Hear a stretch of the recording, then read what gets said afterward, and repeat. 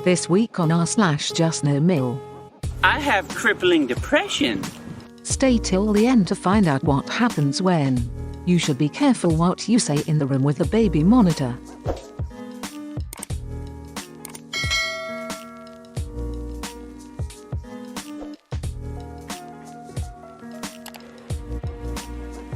Mother-in-law mad that she lost that secret hitter. Are you mad, bro? Tell me what you're mad for.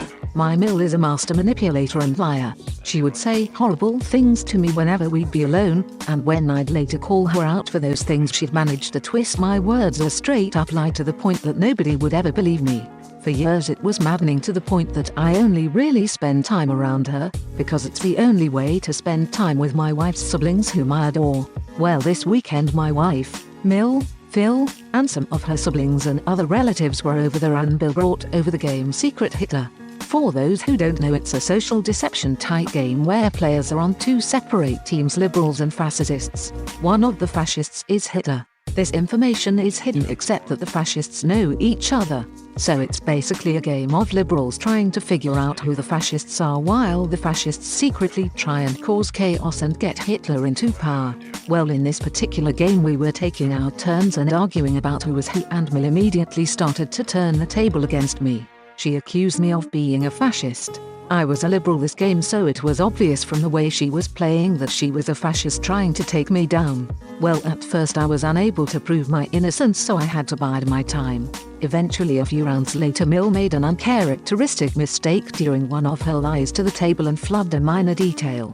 Well, I jumped on it and was able to then prove to the entire table that she was a fascist. The table agreed, and I was able to use the assassinate mechanic in the game to kill a player. So in my moment of triumph I stood up, made a finger gun motion at Mill and said, "You are literally Hitler," and killed her. In Secret Hitler, if Hitler dies the liberals win.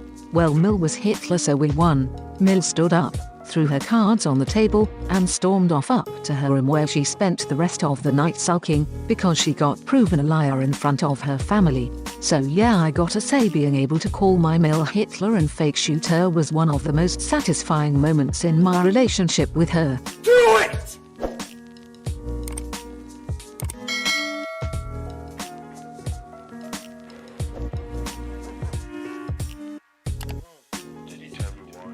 You and the children can stay, but she can't. Shots fired! Shots fired! Apologies in advance, because this is going to be long and venti. The last few months have been rough. Near the end of last year, we lost the house to a freak accident. We lost almost everything we owned. It's just been a really stressful time for my little family of 4. We were out for a school recital when we received the call from a neighbor, and we returned to find the house in flames. The fire department tried to save what they could, but the damage was really bad. We ended up selling the property and moving altogether, because the repairs amounted to essentially rebuilding the house. I have been married for 10 years and my Mill has never liked me. I still didn't expect her to act the way she did during this time. I always believed that even if she didn't like me, she'd help me in a time of need, because I was the mother of her 2 grandsons and the wife of her son, and I made them happy. I was wrong. On the night of the accident, we needed a place to stay temporarily, at least until we could have a few moments to breathe and get our bearings. My husband suggested we stay with his mother for the night.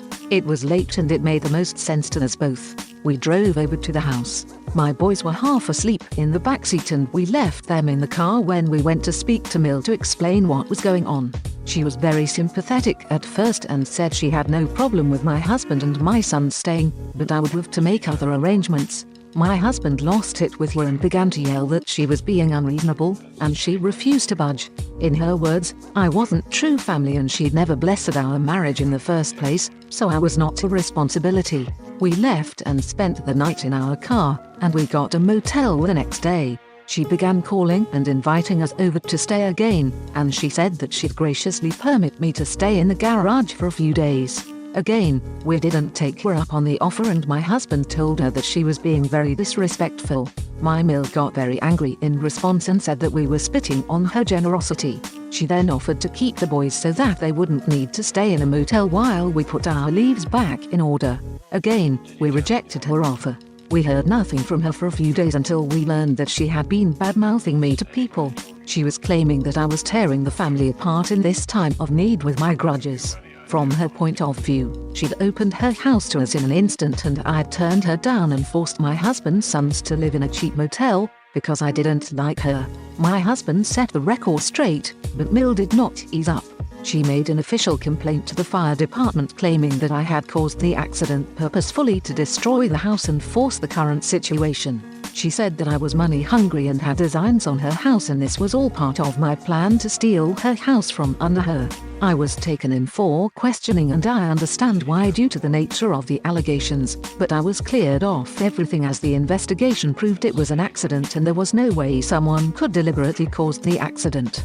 She later showed up to the house while we were going through it to see what could be salvaged, and she made disparaging comments about how we should not be upset as these were just things. Yes, they were things. I'm not upset about the stove and the couch and the bed. I'm upset about the arts and crafts projects my son's is made for Mother's Day every year. I'm upset about family heirlooms that are irreplaceable. I'm upset about the memories that were lost. The house was a fixer-upper when we bought it and we did a lot of the restoration ourselves.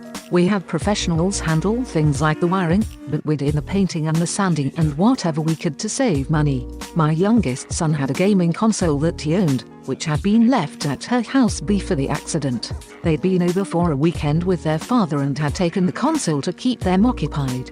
Mill stated she didn't have it, and we must have taken it back. My son argued with her that he'd had a conversation with her about leaving it there for the week so his cousin could use it while visiting. She gaslit him to the point of frustrated tears and kept saying we'd taken it back and it had probably been lost in the accident. The truth came out from others that Mill had given it away after we'd refused her initial offer of hospitality. The shining ray of light through all this has been that this is the straw that broke the camel's back for my husband. We all went NC after these incidents and a few more, and we cut contact with her shortly before moving to our new place. She has been trying to get our address from family members, but she hasn't had any luck just yet. My husband made it clear that he'd have no problem cutting off anyone else in the family who gave her our address or contact information. If she can't support us when we're at our worst, she doesn't deserve to be there when we're at our best. Catch me outside, how about that?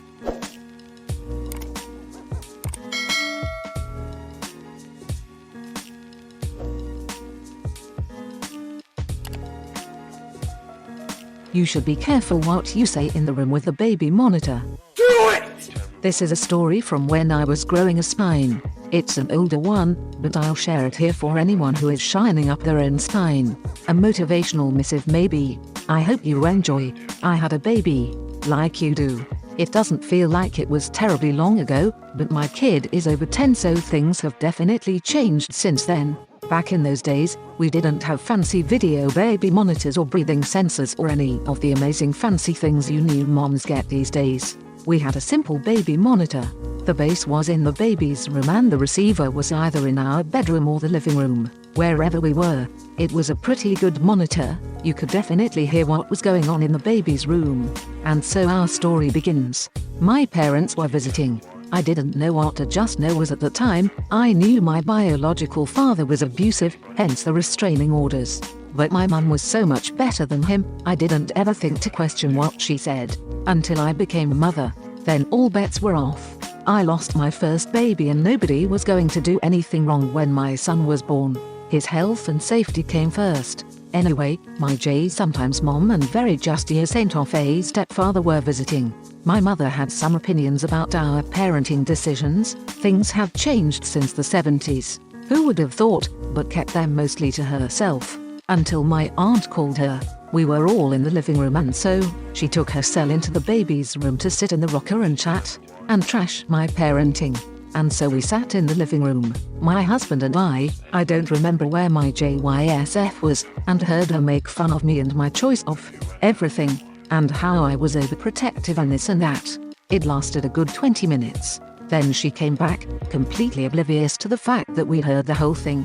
A lifetime of rug sweeping training kicked in, and I pretended nothing had happened.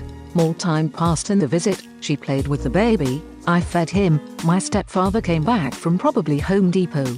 And we were all in the living room when the baby had a blowout. DH and I took the baby to his room to change the baby and get the blowout damage under control. And while we were in there, we were very aware that anything we said would be heard over the baby monitor in the living room. Both of my parents would hear anything we said. I can't remember the specifics of what we said, but I know it was in reference to some suggestions my mother had made that were out of date or wouldn't work for us. We weren't mean or rude, just matter of fact about how it wouldn't work. When the baby was cleaned up, we went back to the living room and were greeted with the biggest "cat caught the canary" smirk on my mother's face. We sat down and she said, "You should be careful what you say in the room with the baby monitor." "And that new mum spine showed up." "Yes," I said. "We learned that when you were on the phone with Aunt." The smirk froze and then in an instant turned to horror. Horror, because her daughter dared talk back to her. Horror, because she had been robbed of the gloating that she was so certain she was about to enjoy. But mainly horror, because she had been sitting there stewing. And in her mind, she had worked herself up into believing that being overheard on the baby monitor was shameful. And anyone who was overheard saying anything unflattering on the monitor deserved to be embarrassed and ashamed. So with it designated as the proper response in her mind, now that she had been caught out for that very thing, she had to be embarrassed and ashamed. And it was awesome. My JYSF chuckled and they left shortly after. The end. Shots fired! Shots fired!